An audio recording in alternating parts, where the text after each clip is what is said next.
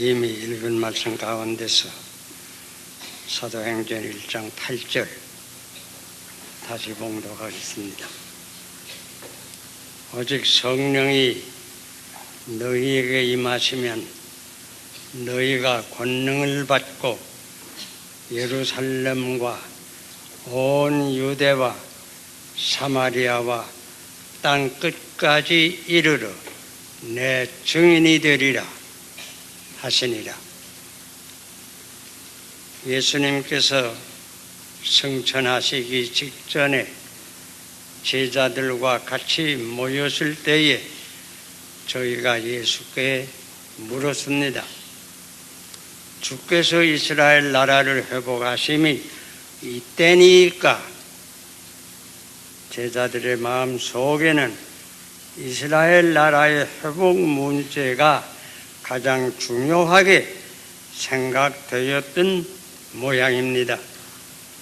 그러나 예수님의 대답은 때와 기한은 아버지께서 자기의 권한에 두셨으니 너희의 알 바가 아니라고 말씀하시면서 계속하여 오직 성령이 너희에게 임하시면 너희가 권능을 받고 예루살렘과 온 유대와 사마리아와 땅 끝까지 이르러 내 증인이 되리라고 대답하셨습니다.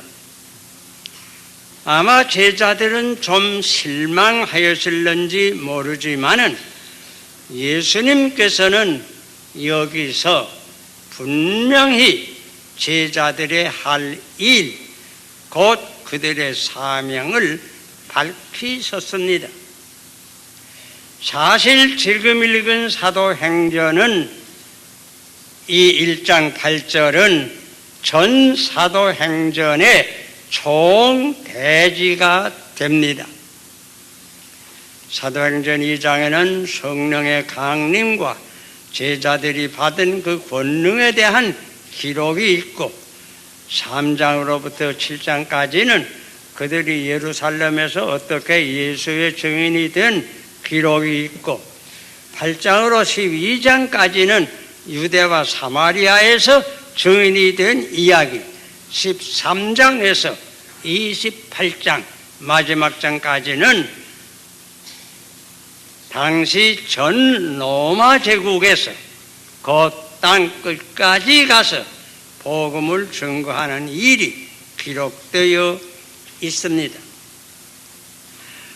그리스도인들의 지상의 의무는 예수의 증인이 되는 것입니다. 증인은 실제로 알고 보는 것을 증거하는 이들입니다. 들어서만은 부족할 겁니다. 우리가 예수의 증인이 되려면 예수를 참으로 아는, 체험적으로 알아야 할 것입니다. 그러나 그것만은 부족합니다. 주님의 말씀대로 성령을 받아 권능을 얻어야 합니다. 그리고 이 은혜는 그저 되는 것이 아닙니다. 참된 회개와 기도의 뒷받침이 있어야 합니다. 오늘 주님께서 우리에게 주신 지상의 사명인 예수의 증인이 되는 이 교훈을 다시 한번 생각할 때 성령께서 우리 각 사람에게 은혜 주시기를 바랍니다. 예수의 증인이 되는 길은 대략 서너 가지가 있을 것입니다. 첫째는 말로, 혀로 예수를 증거하는 길입니다. 오순절에 베드로와 120명 신도가 성령을 받은 후에 베드로는 일어나서 말로 예수를 증거하였습니다. 예수께서 어떠한 일을 하셨으며 어떻게 십자가에서 만민의 죄를 대속하셨으며 비록 죽으셨으나 3일 만에 부활하셔서 많은 사람들에게 나타내시는 것을 증거하였습니다. 베드로뿐만이 아닙니다. 다른 제자들, 다른 신도들도 예루살렘 거리를 누비며 만나는 사람마다 예수의 부활을 증거하며 믿고 구원을 얻으라고 외쳤습니다. 이 말로 예수의 증인이 되는 것은 매우 귀한 일입니다. 비록 찬송가에 있는 가사대로 천사같이 말 못하고 바울같이 못하나 내 집 근처 다니면서 건질 죄인 많도다, 그대로입니다. 역사를 통하여 지금까지 많은 사람들이 이렇게 위선, 혀로, 말로 예수의 증인들이 되므로 많은 사람들이 구원을 얻었고 또한 교회는 성장하였습니다. 대중 집회를 통하여 말로 증거한 위대한 설교가나 부흥사들의 공적도 과소평가가 할 수는 없는 줄 생각합니다. 근래에도 영국에서는 웨슬리나 스펄전 같은 대설교가들이 일어났고, 미국에는 D.L. 무디나 또는 오늘날 빌리 그램 목사와 같은 이들은 하나님께서 특별히 보내신 예수님의 증인들입니다. 우리가 다 부족하고 실수가 많으나 하나님 주신 혀를 통하여 복음을 전파하면 이에서 더 큰 축복이 없을 것입니다. 우리 믿는 이들은 우선 하나님 주신 혀를 통하여 예수의 증인이 되기 위하여 기도하고 힘쓸 수 있기를 바랍니다. 이렇게 말로 예수의 증인이 되는 것이 귀하지만 여러분 아시다시피 말로만은 또한 부족한 것도 우리는 잘 기억합니다. 그러므로 우리는 한 걸음 더 나아가 나의 삶으로, 생활로, 곧 우리의 행실로 예수의 증인이 되어야 합니다. 내 가정에서, 내 직장에서 우리의 삶을 통하여 성경 말씀대로 빛과 소금이 되므로 예수의 증인이 또한 되어야 할 것입니다. 전에 유명한 성자 성 프란시스가 하루는 제자들을 데리고 아시시 거리를 한번 돌기만 하고 그저 거소로 돌아왔다고 합니다. 그때의 제자 가운데 한 사람이 오늘은 우리 수도원생들이 아무 좋은 일은 하나도 못하고 그저 헛되이 돌아왔다, 이렇게 좀 불평조로 이 얘기를 했다고 합니다. 그때 성 프란시스의 대답은 그렇지 않다고, 우리가 거리를 걸어갈 때에 어떠한 모습으로 걸어가는가, 사실 우리들의 일거수일투족이 복음의 증거가 되어야 한다고 강조했다는 유명한 이야기가 있습니다.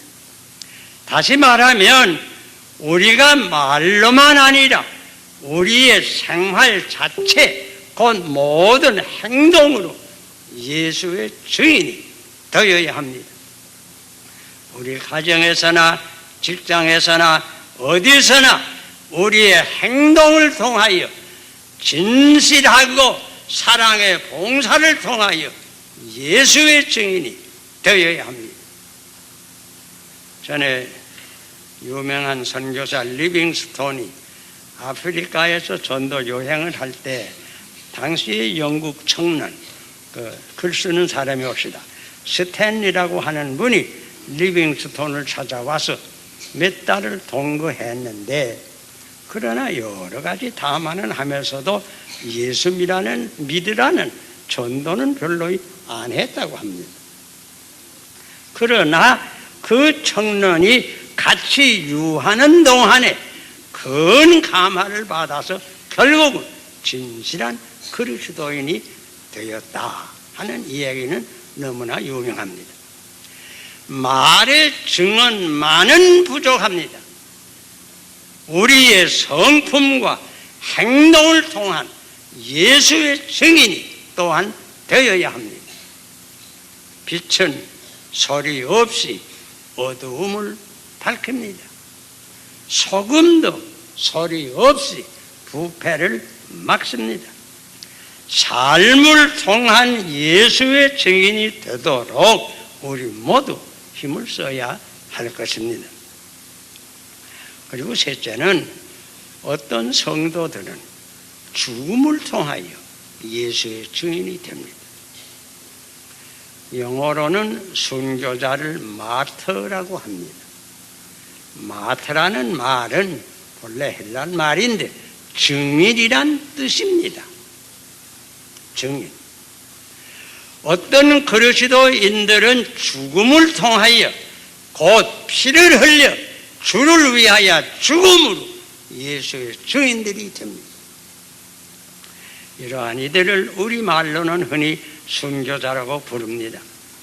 교회 역사를 통해서 많은 성도들이 또한 주를 위하여 목숨을 바침으로 예수의 증인들이 되었습니다.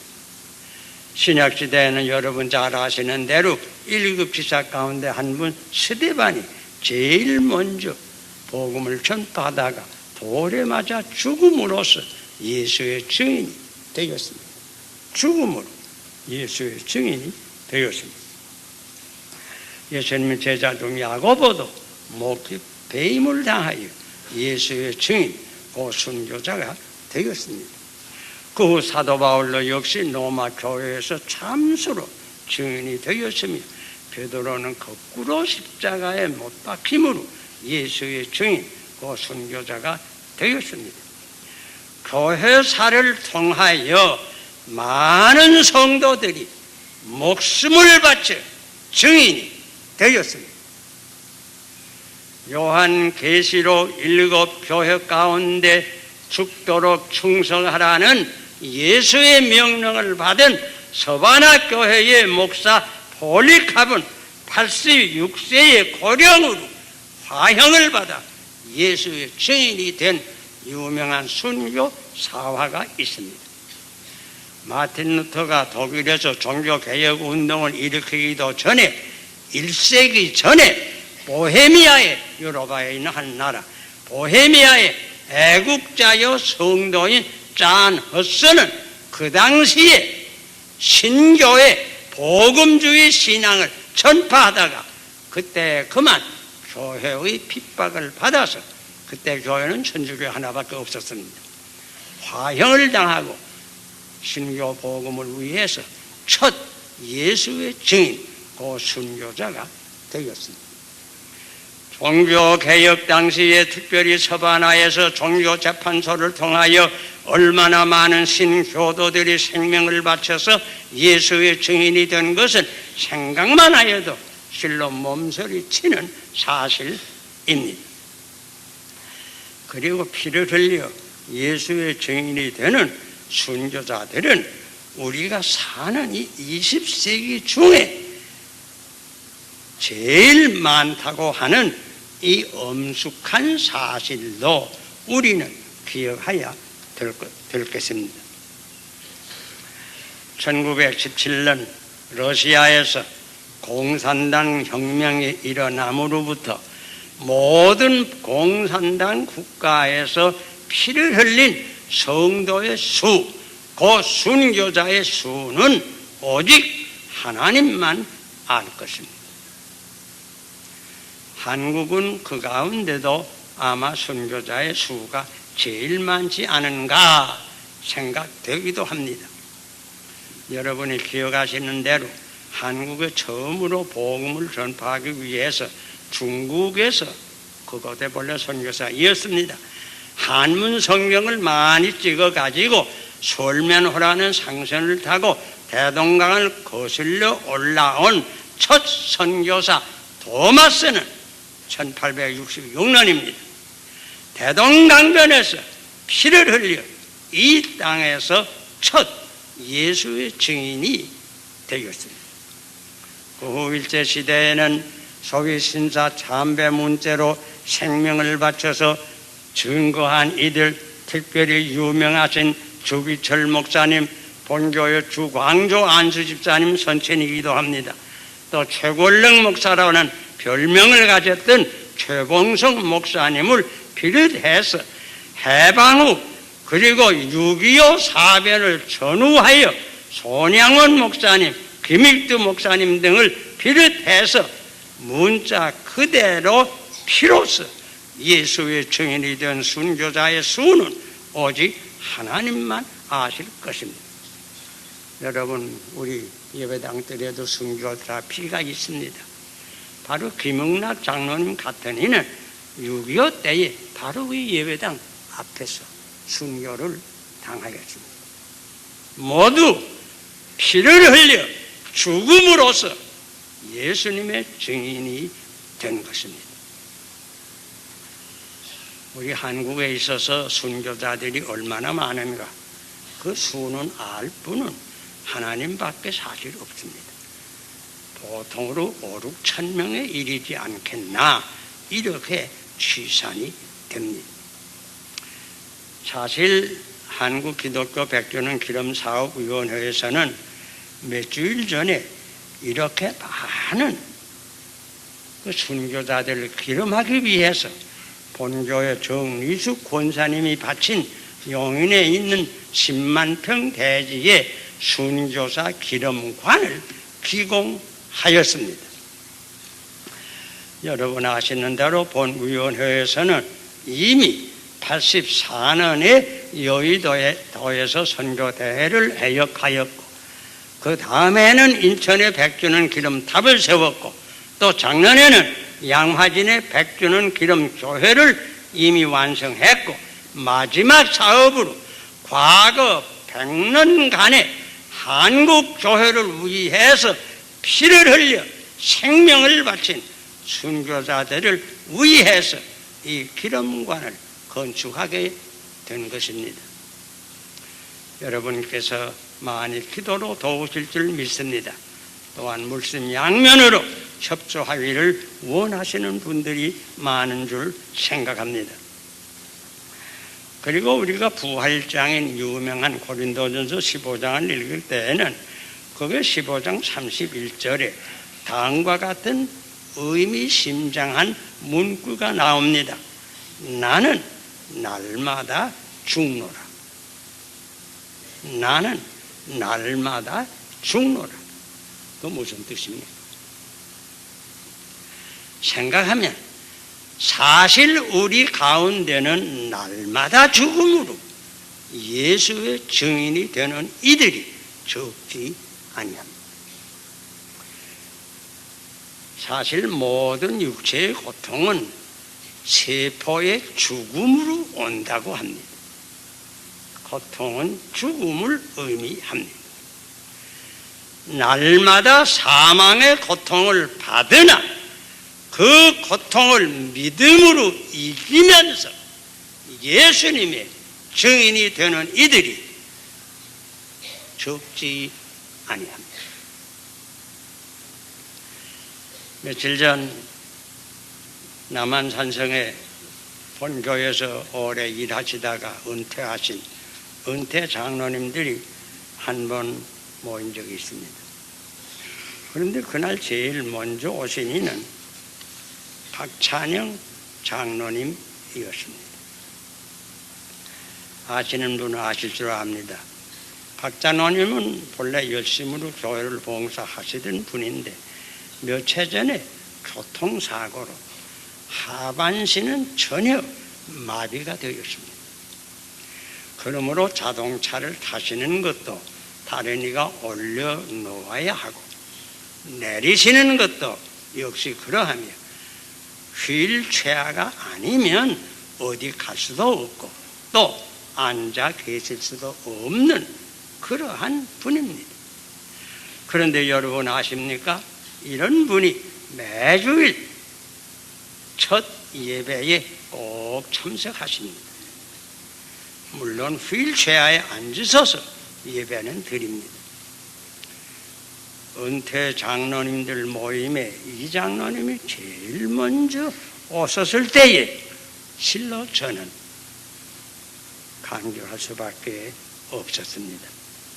박 장로님과 그 부인 권사님은 실로 그 삶이 매일 죽음으로 예수를 증거하는 산 증인들입니다. 약 1개월 전에 박창윤 목사님이라고 하는 목사님이 그 부인과 함께 남한산성을 내방한 일이 있습니다. 여러분 가운데 그 목사님을 아시는 분이 계실 것입니다. 그런데 이 목사님은 두 눈은 전혀 보지 못합니다. 두 손도 전혀 없는 분입니다. 그런데 이분이 예수를 믿고 낙심하지 아니하고 은혜를 받고 신학을 마치고 지금은 교회를 개척해서 상당히 큰 교회를 목회하는 분입니다. 교회 목회뿐이 아닙니다. 주간에는 여러 경찰서, 구치소를 순회하면서 전도를 하는 분입니다. 그리고 그 부인은 온 가족이 말리는데 불구하고 자원해서 박 목사님과 결혼을 하고 날마다 그 목사님의 두 눈이 되고 두 손이 되어 목사님과 같이 목회를 합니다. 문자 그대로 이들은 실로 날마다 죽는 정신적 순교자 곧 예수의 증인이다 생각할 때에 실로 감격을 금할 수 없습니다. 일생을 맹학교 교장으로서 많은 맹인들을 주께로 인도하며 가르치는 한신경 여사는 그 자신이 역시 맹인입니다. 날마다 그 맹인의 고통을 받으면서 믿음으로 이길 뿐더러 다른 사람들을 봉사하였습니다. 그분이 며칠 전에는 땅에 떨어지는 밀 한 알이라는 자서전을 써서 출판 기념회를 가진 일도 있습니다. 모두 날마다 죽는 삶을 통하여 예수님의 증인들이 되었습니다. 이런 분들 많지만 한 가지만 더 말씀드립니다. 본교에 나오시는 안과 의사 최창수 박사 부인 김혜경 여사는 자기 자녀 가운데 불행하게도 정신 박애가가 하나 있는데 이 딸을 도우려는 간절한 심정 가운데서 다른 정신 박애가들도 같이 돕기 위해서 학교를 세우고 벌써 여러 해째 사제로 이 학교를 운영합니다. 모두 날마다 죽는 삶을 통하여 예수를 증거하는 산 증인들입니다. 지금 우리 한국은 감사한 일이 많습니다. 이제는 사회가 조용해지고 다 여야가 힘써서 개헌에 전력하고 있습니다. 많은 사람들이 석방이 되고 복권이 되어서 같이 조국을 세우는데 협력하게 되었으니 얼마나 감사한 일인지 알 수가 없습니다. 우리 국민들은 이번에는 사실 여야가 없는 참된 민주헌법이 완성되기를 학수고대하고 있습니다. 그러나 우리가 동시에 기억해야 될 것은 헌법은 반드시 잘 제정돼야 하지요. 그러나 헌법만 제정된다고 반드시 나라까지 잘 되는 법은 없습니다. 나라가 정말 잘 되라면 개헌과 동시에 우리 국민 모두가 개심까지 하여 나라가 정 잘 될 거예요. 마음까지 고쳐야 해요. 욕심, 엄난, 교만, 거짓, 나태 등 온갖 죄악을 온전히 회개하고 그 대신 사랑, 정의, 진실, 충성, 근면, 겸손 등으로 바꾸어야 할 겁니다. 개심, 성경 말씀대로는 회개가 따라야 합니다. 이 개심은 예수님의 증인들이 많아야 이루어질 것입니다. 주 안에 오면 새로운 피조물이 됩니다. 우리가 비록 부족하나 먼저 예수를 알게 되었으니 우리는 어디서나 예수의 증인이 되어야 할 것입니다. 말로, 행동으로, 아니 죽음으로, 또는 날마다 죽음으로 예수의 증인이 되어야 하겠습니다. 또 우리가 모두 피 흘려 순교자는 될 수 없을 것입니다. 그러나 인간이는 한 번은 다 죽습니다. 이 한 번 죽는 최후의 죽음을 참된 믿음과 소망으로 기쁨이 충만한 죽음으로 마친다고 하면 우리도 죽음을 통해서 예수의 증인이 될 것입니다.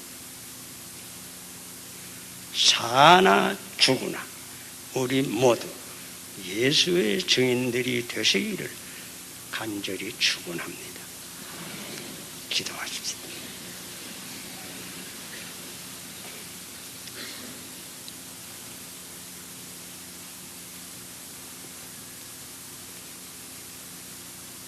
사랑하시는 우리 하나님 아버지, 우리 주님께서 승천하시기 직전에 우리에게 부탁하신 말씀,